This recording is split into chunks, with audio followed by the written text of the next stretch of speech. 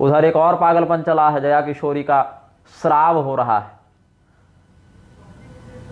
पवित्र श्राव हो रहा है।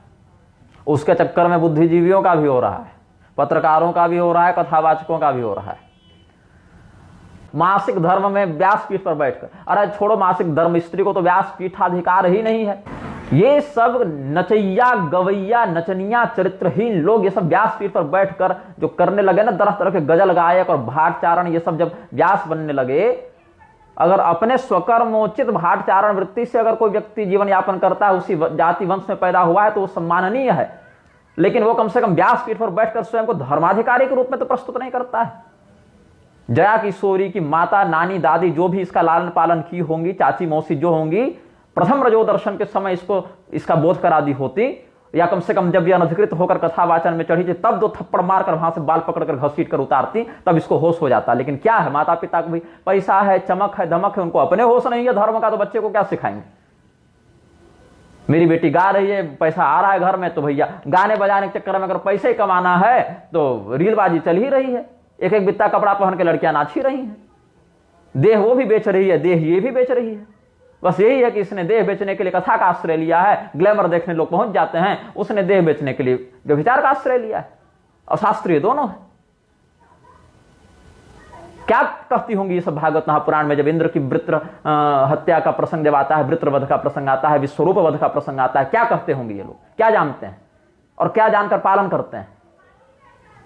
सामान्य स्वयं के जीवन में स्त्रीयोचित आदर्श नहीं है, न चित्रलेखा को, न निधि सारस्वत को, न ये जया किशोरी को, और तरह तरह की बवंडर सब समाज में उत्पन्न हो गए हैं। चाहे किसी को समझना हो तो समझे, और नहीं समझना हो तो रजस्वला का समर्थन करते हुए कंधा पर बैठाकर घूमते रहे जब वो रजस्वला होगी तो। को निंदक बता रहे थे और वो कह रहे थे हिंदू एकता तोड़ने वाला है, वो जाकर 10-20 सैनिटरी पैड रोज दान करें, ये जो स्त्री कथावाचिका है इनको। सामान्य हिंदू अनपढ़ महिला को होश है कि किस अवस्था में क्या कैसे रहना चाहिए। ये सब कथावाचिका बनी बनी घूम रही है, इनको होश नहीं है कि मासिक धर्म किसको कहते हैं और उसमें क्या होना चाहिए। द्रौपदी जी का नाम लेने की दुष्टा को औकात हो गई है। द्रौपदी जी अग्निकुंड से उत्पन्न हुई हैं, शाप वरदान देने में निग्रहानुग्रह सामर्थ्य है उनके पास, विश्वकर्मा के समान सामर्थ्य रखने वाले दैत्यराज मय का बनाया हुआ दिव्य उनके पास महल है, उनको होश नहीं है। उनके पास टेक्नोलॉजी की कमी हो गई, उनके पास ज्ञान की कमी हो गई। जया किशोरी के पास बढ़िया फॉलोअर्स हो गए इंस्टाग्राम और सोशल मीडिया पर, तो इसको होश हो गया है। तुम सब दोषी हो, व्यासपीठ के विकृतीकरण के तुम सब दोषी हो, जिन्होंने भी अपने समय में सामर्थ्य होने के बाद इन बातों का विरोध नहीं किया था, ऐसे तुम सब पीठाधीश्वर महामंडलेश्वर जगत गुरु इस कुकर्म के दोषी हो। जिस भी व्यक्ति ने किसी भी स्त्री को अपने से प्रश्रय देकर व्यासपीठ पर बैठाया है, उसको उसी के रजःपान का दोष लगेगा, यह निश्चित है। अंतस्फुरणा से यह मैं कह रहा हूं, जिस भी व्यक्ति ने इस प्रकार का कुकर्म किया। भगवान श्री नारायण ने, वराह भगवान ने वराह पुराण में पृथ्वी देवी को बहुत से धर्म शास्त्रीय सिद्धांत सदाचार का बोध कराया है। उसमें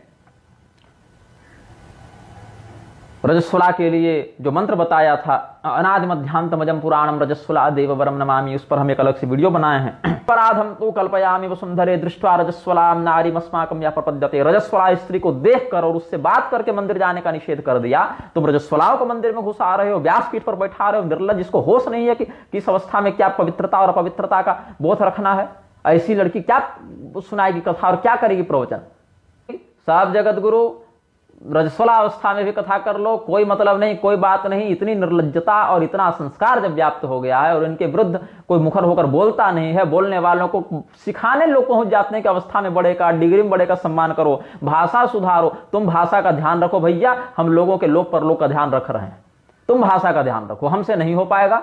तुम भाषा का ध्यान रखो, हम धर्म का ध्यान रखने के लिए कटिबद्ध हैं। श्रीमन नारायण हर हर महादेव, नमश्चंडिकाय।